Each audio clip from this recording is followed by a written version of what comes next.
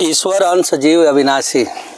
जी गुरु। ये आत्मा जो है ना ईश्वर का अंश माने भगवान का अंश ही है। ठीक है। नैनम छिंदंती पाव का मतलब आत्मा को आग जला नहीं सकती है, शस्त्र काट नहीं सकता है, पानी भिजा नहीं सकती है। ये है बार न मानस धोए थे कायर कलिकाल भी हुए। मनुष्य जोनि में आके अपना कर्म को सुधार लेना चाहिए।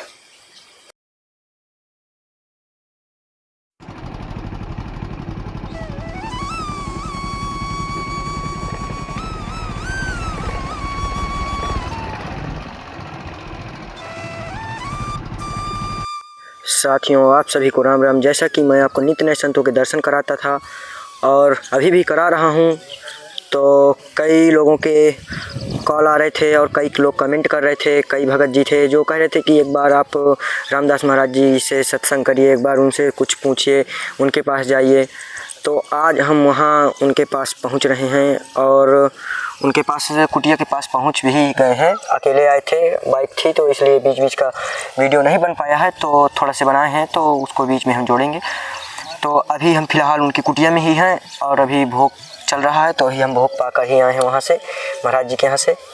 तो महाराज जी बहुत ही सरल स्वभाव के हैं और आज उनका हम सत्संग लेंगे और आज उनके दर्शन कराएंगे। तो देखते हैं कि कितना टाइम हमें दे पाते हैं वो, और देखते हैं कि वहाँ भगत भी हैं और महाराज जी कच्ची कुटिया ही बनाकर अभी भी रह रहे हैं। हमने देखा कि कच्ची कुटिया अभी तक बनी हुई है, पन्नी ऊपर से लगी हुई है। फ़िलहाल में वहाँ उनको जानने वाले, उनको पहचानने वाले बहुत हैं। विदेशों से लोग उन्हें पहचानते हैं, विदेशी से लोग मिलने आते हैं उनके पास।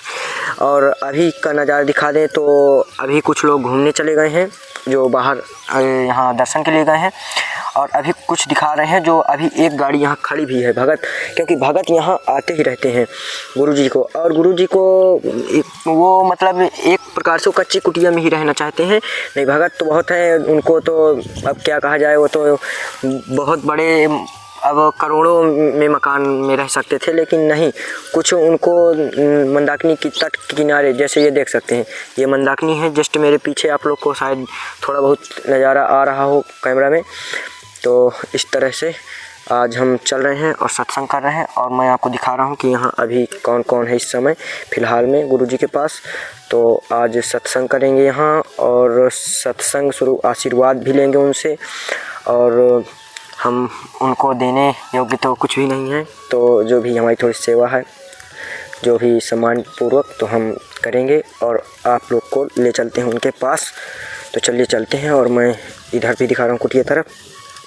तो ये कुटिया के पूरे बगल का नज़ारा है, ये देख सकते हैं इधर, और ये रास्ता आया हुआ है यहाँ से, ये पूरा देख सकते हैं। ये हमारी बाइक है जो इसी से हम आना जाना करते हैं, और ये देख सकते हैं कि ये एक 4 व्हीलर खड़ी हुई है गुरुजी के पास। तो ऐसे ऐसी सेवा पहुंचती रहती है गुरुजी के पास। तो अब चलेंगे वहां तक सत्संग के लिए।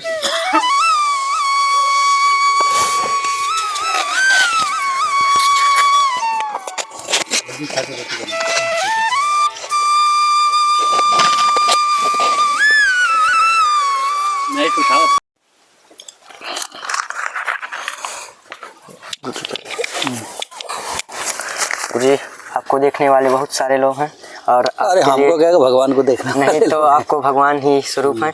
और बहुत सारे लोगों ने कमेंट किया कि आप गुरुजी के पास एक बार जाओ और गुरुजी से मिलो, तो इस कारण से, और उनके कुछ सवाल भी थे, तो इस कारण से मुझे आपके पास आना। ठीक है, सवाल बताओ। तो गुरुजी, पहला तो मेरा सवाल ये है कि जैसे लोग कहते हैं कि मैं कौन हूँ और मैं किस लिए यहाँ जगत में आया हूँ, तो इसका गुरुजी कुछ वेदांत हमारे हरियाणा से थे जो पूछने वाले थे। ईश्वर अंश जीव अविनाशी। जी गुरु। ये आत्मा जो है ना ईश्वर का अंश माने भगवान का अंश ही है। ठीक है जी गुरु। तो ईश्वर अंश जीव अविनाशी, जीव जो है अविनाशी है, वो भी मरता नहीं है और ना गलता है ना मरता है, कुछ भी नहीं। जैसे एक गीता में श्लोक है ना, नैनम छिंदंती पाव का, नैनम छिंदंती, अब नैनम छिंदंती पाव का मतलब आत्मा को आग जला नहीं सकती है, शस्त्र काट नहीं सकता है, पानी भिजा नहीं सकती है, कहीं कुछ भी नहीं होगा उसका। वो चेतन अमल सहज सुख है। आत्मा चेतन है, अमल उसमें मल नहीं है, किसी प्रकार का भी मल नहीं है। लेकिन अब आत्मा चेतन है, अमल है, सच्चिदानंद के स्वरूप है, सब ठीक है, लेकिन शरीर के संसर्ग से जो पाप करता है ना, उसे दूषित हो जाता है वो जी। जैसे एक उदाहरण से समझो, आम के पेड़ है, किसी का पेड़ है, अपना तो है नहीं, अब फल बढ़िया लगा हुआ है, तो एक बार मन करेगा कि फल थोड़ा तोड़ के खा ले, ठीक है, तो मन नियंत्रण में तुरंत मन बुद्धि को दे देगा, बुद्धि तुरंत पैर को चला देगा कि चलो वहाँ चल के तोड़ लेते हैं। पैर चल के गया, तोड़ लिया, पैर चला गया तो हाथ को इशारा करेगा कि तोड़ लो, तो तोड़ लेगा, और तोड़ के आएगा, फिर मुंह खा लेगा, और मुंह भी नहीं रखेगा, पेट को दे देगा। एक सर्कल है। देखेगी तो आँख, जी गुरु जी, वो सूचना करेगी मन को। अच्छा, आँख देखेगी तो आँख मन को सूचना करेगी, तो मन सूचना करता है आत्मा को।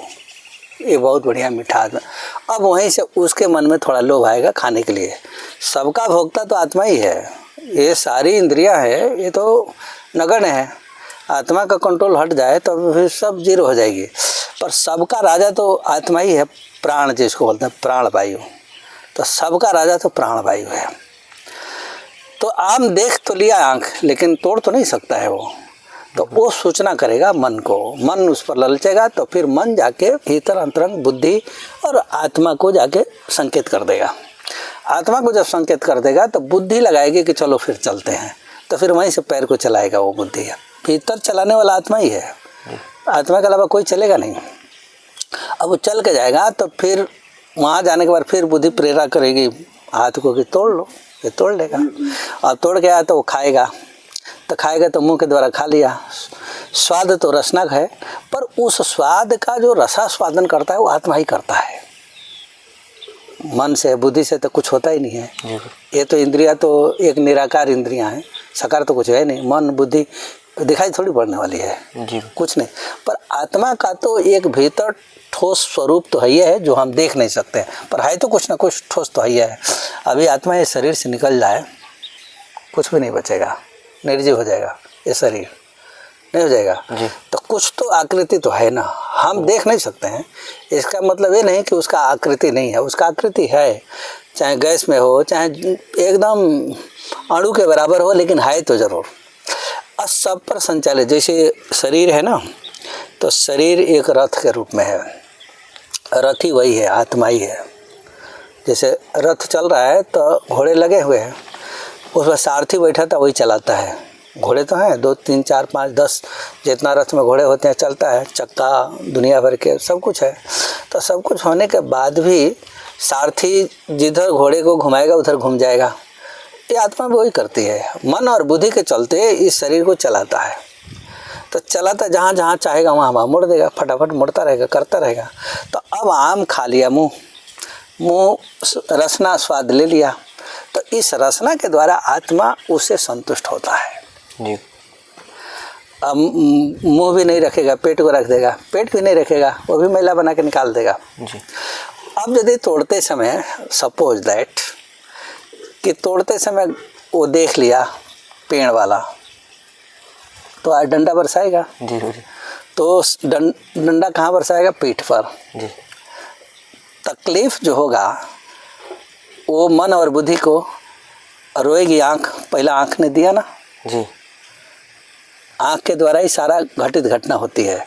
तो जब पिटाई होगी तो मन और बुद्धि को दुख होगा, तकलीफ होगा, और मन बुद्धि को तकलीफ होगा तो उसका रिएक्शन सीधे आत्मा पर होगी, और जब चोट पाएगा तो वो आँख के द्वारा रोएगा जी। अब जहाँ से शुरू हुआ वहीं पहुँच गया ना, आँख पहले ही देखी, सबको संचालित किया, बुद्धि को दिया, मन को दिया, आत्मा को दिया, और फिर जब पिटाई हुई तो वही रो भी रहा है जी। तो रोने में भी भीतर जो आत्मा बैठा है तकलीफ तो वही करता है ना। आत्मा ना हो तो जीव का तकलीफ थोड़ी होगा जी।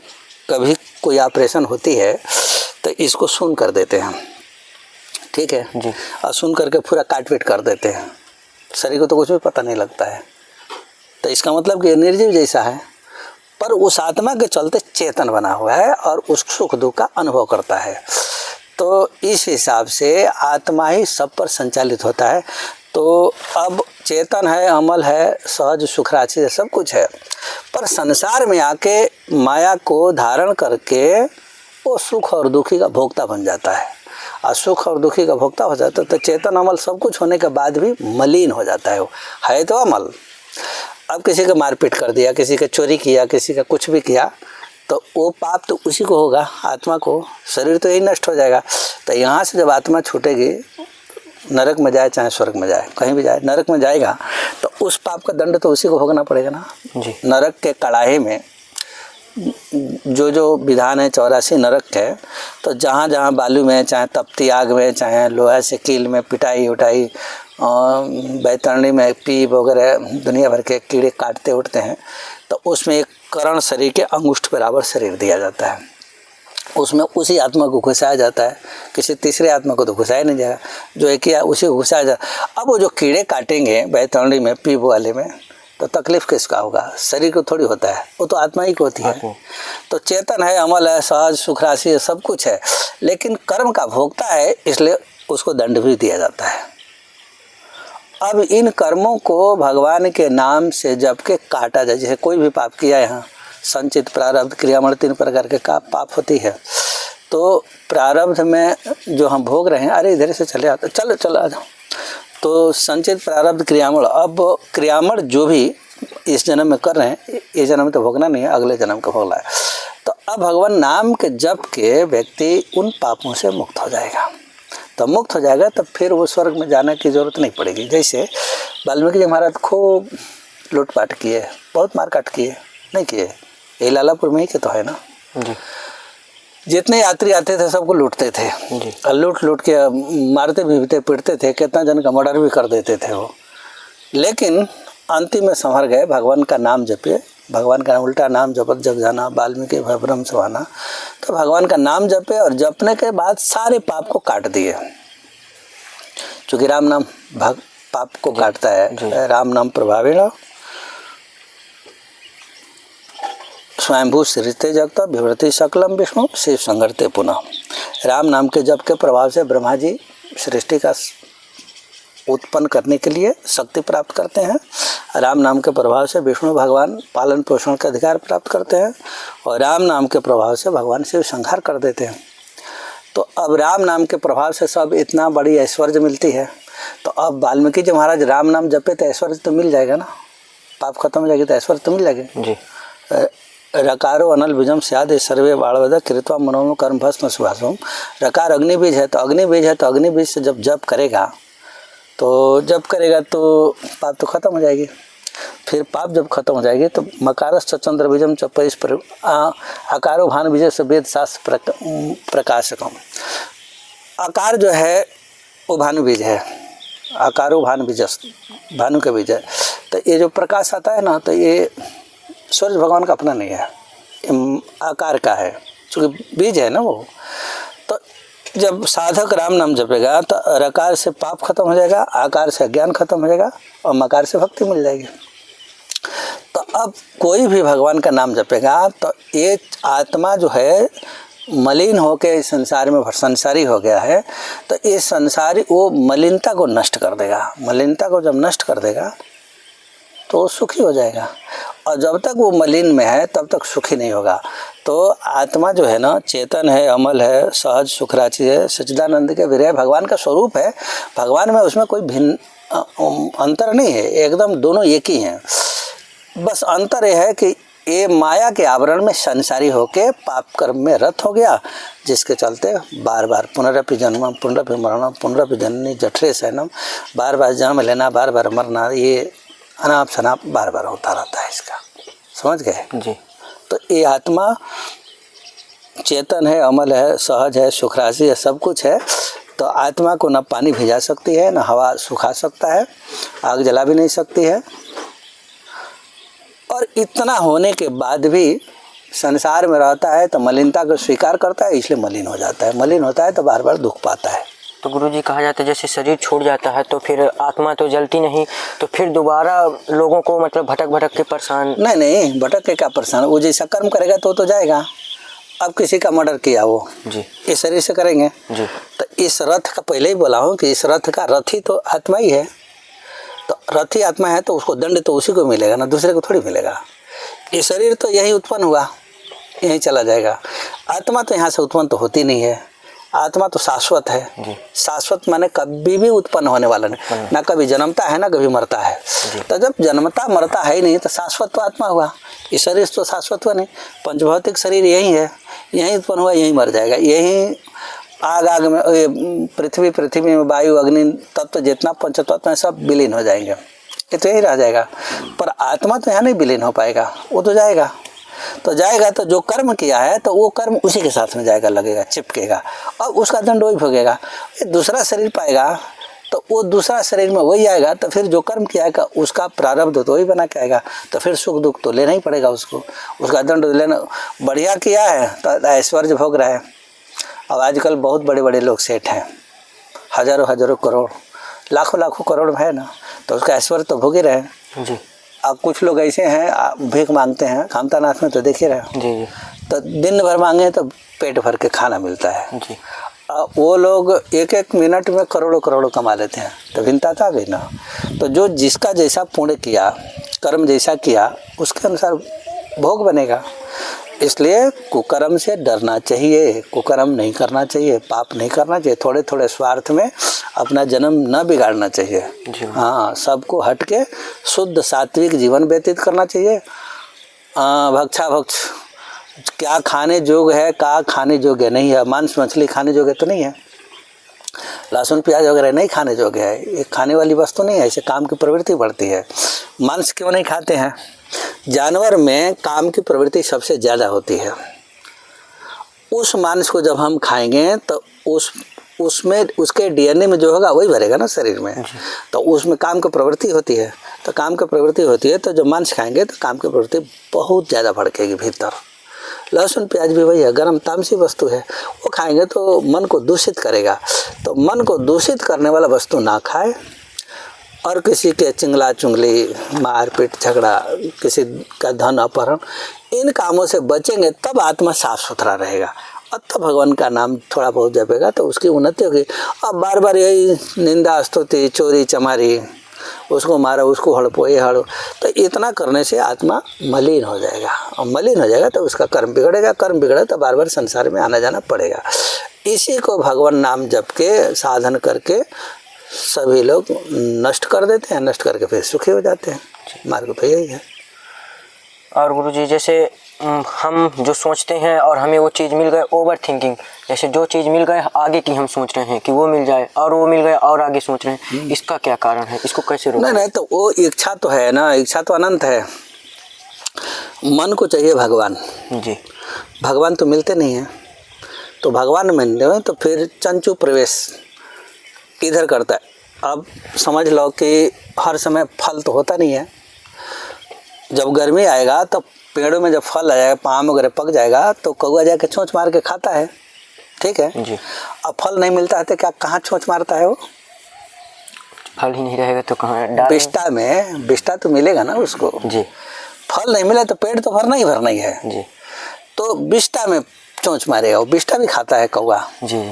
हमारे कहने का मतलब कि इस शरीर को, मन को परमात्मा तो चाहिए, पर परमात्मा नहीं मिलते हैं तो संसार रूपी बिष्टा में चोंच मारेगा जी।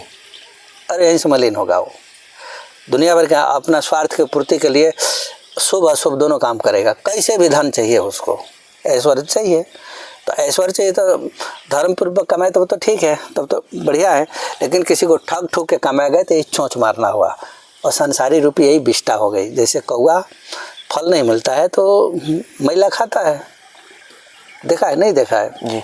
तो मैला खाता, वही हमारे लिए संसार में। अब हम कौआ, एक उदाहरण की बात बोलता हूँ, पर संसार हमको परमात्मा नहीं मिलते हैं तो ये संसार में जैसे हमारा ये भाई है, माँ है, बाप है, भाई, बंधु, स्त्री, पुरुष, लड़का, इसमें हम रस ले लेंगे, और रस जब ले लेंगे तो पूरे परिवार का पालन पोषण के लिए धर्म पूर्वक धन ना मिला तो अधर्म पूर्वक भी उतार के ले आके भरण पोषण करेंगे, जैसे वाल्मीकि जी महाराज करते थे। रत्नाकर एक डाकू था, वो करते थे। वो तो महात्मा बुद्ध है। रत्नाकर बोले जो पाप करते हो तुम्हारे घर वाले बांट लेंगे क्या? बोले तो हमने पूछा ही नहीं। बोले पूछ क्या हो?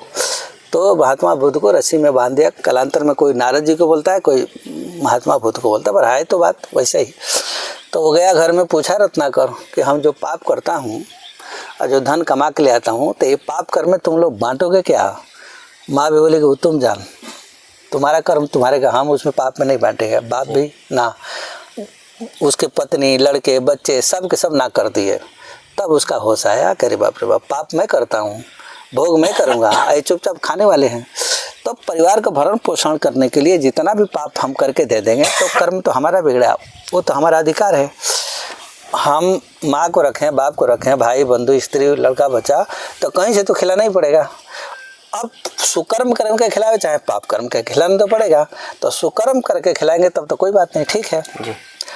और यदि पाप करके खिलाते हैं तो मलिन हो जाएगा आत्मा, मलिन होएगा तो पाप हो जाएगा, फिर वो मलिनता फिर संसार में भटकाएगा। तो फिर हम आज दूसरे को मारेंगे, कल वो भी हमको मारेगा, बदला तो होगा ही। हम आज किसी को मर्डर करेंगे तो कल तो हमारा करेगा। आया है शास्त्रों में कहानी, एक महात्मा रहे, भिक्षा मांगने गए कहीं, आटा मिला उनको।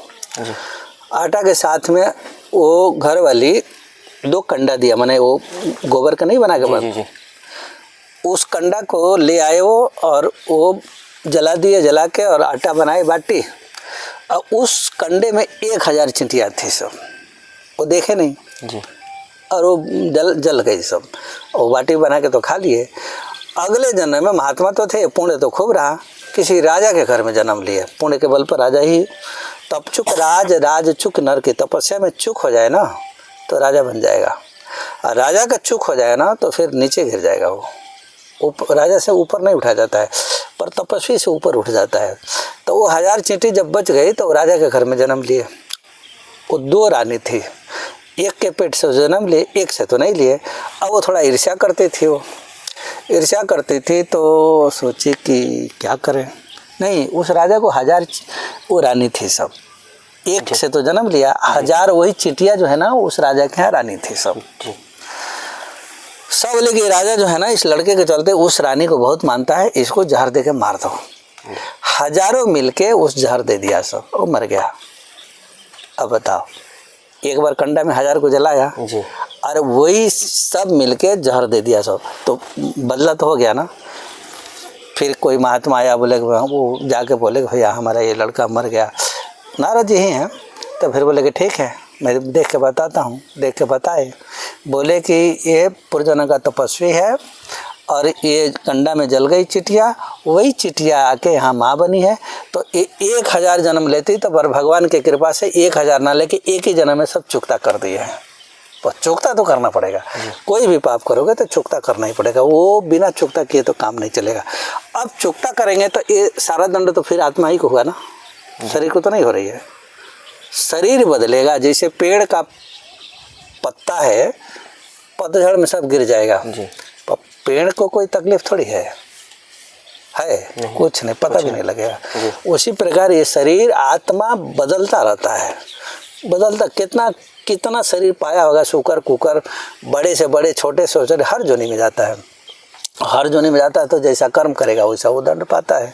और मनुष्य जन्म में जाके जय है बार न मानस धोए ते कायर कलिकाल भी गए, मनुष्य जोनी में आके अपना कर्म को सुधार लेना चाहिए। और नहीं सुधारता तो ते कायर कलिकाल भी गए, वो कायर व्यक्ति है जी। और आगे बोलो गुरुजी, एक साकार और निराकार में क्या अंतर होता है?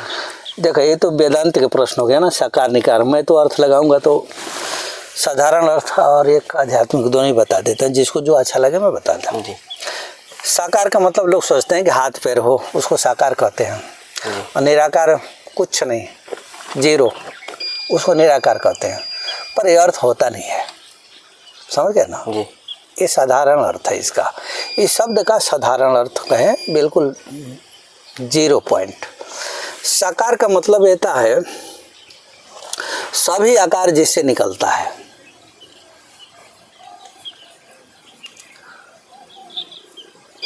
अब थोड़ा उल्टा हो जाएगा ना।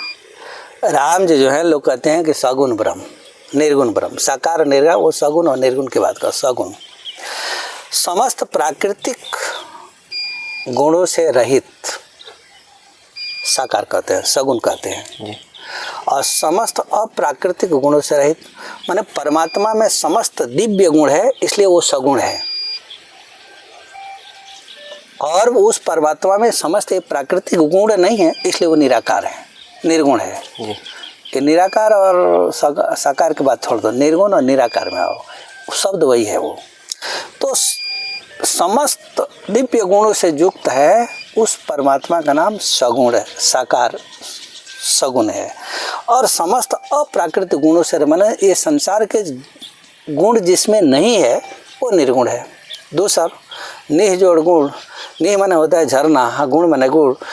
भगवान के शरीर से सारे गुण झरते हैं, इसलिए वो निराकार है। अभी साधारण ये तो वेदांत का उठता है, इस पर ज़्यादा व्याख्या करेंगे तो गड़बड़ा जाएगी। हाँ बहुत ज़्यादा हो जाएगा वो। तो भगवान से सारे गुण निकलते हैं। अब एक बात बताओ, लोग कहते हैं कि भगवान निराकार है, बढ़िया है, हम भी मान लेता हूँ निराकार है। तो निराकार है तो स्त्री है पुरुष है, तो स्त्री पुरुष का आकार नहीं होगा तो उसका लड़का कैसे हो जाएगा? जी होगा, संभव है। तो जब यहाँ स्त्री पुरुष एक जन्माना संभव नहीं है तो उस परमात्मा का स्वरूप नहीं होगा, आकार नहीं होगा, तो ये इतना बड़ा संसार कैसे बना देंगे वो? जी कुछ तो हाथ पैर, हाथ कान मुंह तो होगा ना उनका। जी। हाँ अब ये है कि उस परमात्मा का शरीर हम देख नहीं सकते हैं। मन समेत जय जान न बानी, मन से ये वाणी उनके तक पहुंच नहीं सकती है, लेकिन वो परमात्मा पहुंच जाए तब तो जान जाएगा ना। तो जी जैसे देख नहीं सकते तो क्या हम महसूस कर सकते हैं? नहीं महसूस, हाँ महसूस तो, पर ये भगत करेगा जी। कहता है ना ईश आवास सर्वम इदम, ईश आवास उपनिषद में है, ईश आवास सर्वम माने ईश का आवास जो है ना सर्वम, हर जगह हर कण कण में है। प्रश्न आ गया तो फिर यहाँ है क्या? तो आगे कहता है ईश आवास सर्वम इदम, यहाँ भी है वो, तो फिर हमको अनुभव क्यों नहीं होता है? तो ये आवास सर्वम है तो जरूर, पर ये अनुभव केवल भक्त होगा, सबको नहीं होगा। जो सगुण आराधना जानता होगा, निर्गुण निराकार जो जानता है उसको कुछ नहीं, वो तो पद पताल सी संस्था में ये पेड़ खोट जितना है तो राम जी के रोम बने, ब्रह्म का रोम मान लेंगे, ये शरीर पीठ मान लेंगे, पेट मान लेंगे, पर्वत वगैरह है ये सब दांत मान लेंगे। अब यही निर्गुण, यही ब्रह्म का यही लक्षण है, ठीक है। तो ये जितना दिख रहा है ये तो ब्रह्म ही दिख रहे हैं, दूसरा तो कुछ है नहीं। तो अब दूसरा कुछ नहीं दिख रहा है तो इसमें भगवान को क्या? तो भगवान तो सगुण पूरा अपना रूप दिखाना चाहते हैं। हम मान लिए कि सब भगवान का स्वरूप है तो संतुष्ट बने रहो, हो गया खत्म, उनकी लीला खत्म। लेकिन कोई चाहता है कि भरी नयन देखिए उपदेशा तब सुनिए निर्गुण उपदेशा, ये भी तो सूत्र है जी। तो हम पूरे भगवान को आँख से देखूं, जैसे मनुष्य शत्रुपा तपस्या की है, तो मनुष्य शत्रुपा तपस्या की तो ब्रह्मा विष्णु महेश तीनों लाए कि मांगो वर वो भांति लुभाए। तो वो पूछते थे कि हाँ मांग तो लूँ, लेकिन एक बात बताइए, देखा चाहूँ परम प्रभु सोई, ये प्रश्न किए हो। हम सबसे बड़े जो प्रभु हैं उनको देखना चाहता हूँ। अब बताओ, विधि हरि हर तप देख या पारा, मनु सौमी पे आई भगवान। विधि विधि माने ब्रह्मा जी, हरि माने विष्णु भगवान और हर माने शंकर जी। ये तीनों देवता बार बार है। अब तू कहेगा कि हरि हरि में तो विष्णु भगवान हो गए, तो भगवान हो गए ना, पर वो तो आ गए हैं जी। और कहते हैं कि मांगो वर वो हाथ लो, ठीक है मांगने के लिए बोलो। तो बोले देखा चाहूँ परम प्रभु से, तो हाथ जोड़ लिए वो लोग, बोले कि आगे बढ़ो, हम लोग परम प्रभु नहीं हैं। तो कट गया नहीं हम मामला, विष्णु भगवान तो कट गए ना जी। अब हम विष्णु भगवान को, वो ब्रह्म को कैसे मान लेंगे? ब्रह्म के अंश ये त्रिदेव हैं, त्रिदेव कोई दूसरा नहीं है, उन्हीं के अंश से त्रिदेव इस सृष्टि का संचालन करते हैं। पर वो त्रिदेव को वो उत्पन्न करने वाले हैं, वो कहीं दूसरे जगह से। व्यक्त अव्यक्त दो प्रकार की प्रक्रिया होती है। तो व्यक्त ब्रह्म जो है ये त्रिदेव हैं, अव्यक्त इनको उत्पन्न करने वाले वो हैं ब्रह्म, जिनका अनादि नाम राम ही है, कोई दूसरा नहीं है। राम नाम तो सतयुग में विद्या गया, त्रेता हर युग में राम नाम है। भगवान के सभी नामों में सर्वश्रेष्ठ नाम राम नाम है। इसके अलावा कोई नाम, अब कोई भावजाल लगा के बोले कि ये नाम बड़ा है, ये बड़ा है, वो भावजाल की बात होती है, वो अज्ञानता बस, अपने अहंकार बस बोलता है वो। राम नाम से बड़ा तो कोई नाम है ही नहीं। राम नाम सकल नामंत, राम नाम ना सकल नामंत अधिका हो अगखन गुण बधिका वाली बात है कि यद्यप प्रभु के नाम आने का श्रुति का एक एक ते एक का, श्रुति जो है ना भगवान के नाम को एक से एक बोल रहा है, लेकिन सभी नामों सर्वश्रेष्ठ की बात करेंगे तो राम नाम होगा, क्योंकि अनादि ना, अगुण अनंत अनादि, अगुण अखंड अनंत अनादि जय चिंता ही परमार्थ बाती। तो भगवान जो है वो ब्रह्म है, अगुण है, अखंड है, अनंत है, अनादि है। उन सब होने के बाद भी उनका एक प्यारा सा नाम राम है जी। तो राम ऐसे नहीं है, विश्व ब्रह्मांड को सबको छुपा के बैठे हैं राम नाम। राम नाम से ही ओम का निष्कासन होता है, माने राम नाम से ही उत्पन्न ओम होते हैं। तो राम नाम सर्वोपरि है, इसलिए राम नाम से सारा सृष्टि हो जाती है, अन्य नामों से सृष्टि नहीं होती है। रकार आ जाए तो स्वयंभू, रकार आ जाए तो हरि, रकार आ जाए तो स्वयंभू। शंभु माने शंकर भगवान, माने रकार से ब्रह्मा की उत्पत्ति है, विष्णु भगवान की उत्पत्ति है, और रकार से ही भगवान शिव की उत्पत्ति है। रकार अर्थ तो जायते सर्वशक्ति विदा, रकार से ही ब्रह्माणी पार्वती और ये लक्ष्मी की उत्पत्ति होती है। तो अब बताओ राम नाम से उत्पन्न हुआ, ऐसा किस नाम का उत्पत्ति है बताओ हमको। कोई बहुत कहता है कि हाँ ये नाम सर्वोपरि है, तो मान लेता हम सर्वोपरि है, पर राम नाम से उत्पत्ति तो, राम नाम से उत्पत्ति तो लिखा है, पर उन नामों से उत्पत्ति क्यों नहीं लिखा है, उनका भी तो लिखना चाहिए जी। कि विष्णु भगवान से, अरे विष्णु भगवान से विष्णु उत्पन्न हो गया, ये कहाँ से होगी भाई जी? होगी नहीं होगी ना। तो रकार अर्थ तो जायते स्वयंभू, रकार तो जायते माने होता है जन्म लेना। राम नाम के आधि अक्षर से ब्रह्मा विष्णु महेश की उत्पत्ति होती है, और आधि जो नीचे ऐसे होता है, रकार अर्थ तो जायते सर्वशक्ति, और रकार के आधि नीचे वाले से शक्ति विधा माने पार्वती जी, लक्ष्मी जी, ब्रह्माणी, ये शक्तियाँ हैं। तो उसी राम नाम के आधे रेप से ब्रह्मा विष्णु महेश की उत्पत्ति होती है, और आधे नीचे वाले डंडे से पार्वती लक्ष्मी ब्रह्माणी की उत्पत्ति होती है। तो जब उत्पत्ति जहाँ हो रही है, फिर राम नाम से बड़ा कौन हो जाएगा जी। तो ये तो कई को सुनता हूँ, हम भी वृंदावन वगैरह में कई ये नाम, सबसे हम नाम तो नहीं लूँगा, पर ये नाम श्रेष्ठ है, पर ये सब मूर्खता अज्ञानता बस बोलते हैं लोग। हाँ, वो में कोई दम नहीं है, राम नाम से ऊपर कोई है ही नहीं जी।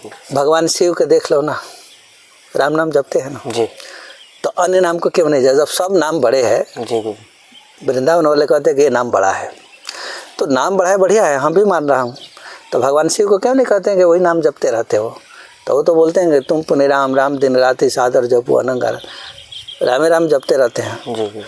शिव संगीता में पार्वती जी को समझा रहे, रमे रामे मनोरमे सहस नाम तत्तुल्यम राम नाम बराने ने, विष्णु भगवान के 1000 नाम के बराबर राम नाम अकेला है कह रहे हैं। अब आजकल कई जगह फैलाते हैं कि 3000 राम नाम जपो तो एक बार कृष्ण नाम जपो तो बराबरी है, ये मूर्खता वाली बात है भाई। राम जी अनादि हैं जी, अनंत हैं, उनकी बराबरी कोई नहीं है। अब मूर्खता बस कुछ भी अर्थ करें, ये ठीक नहीं है।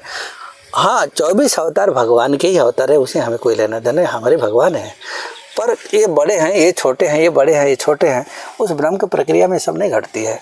तो हम अर्थ लगा देंगे अपने ओर से, ये ठीक नहीं होती है। ठीक है जी। हाँ, आगे बोलो तो। और बोलिए, जैसे जीवन जीने के लिए क्या अध्यात्म होना जरूरी है? जीवन जीने के लिए अध्यात्म नहीं गा तो शुकर कुकर के जैसा मर जाएगा वो। अध्यात्म बड़ी जरूरी है जी। कर्म उसका नहीं लोप हो जाएगा, कर्म लोप हो जाएगा तो उसका जीवन ही बिगड़ जाएगी, आगे का जन्म बिगड़ जाएगा।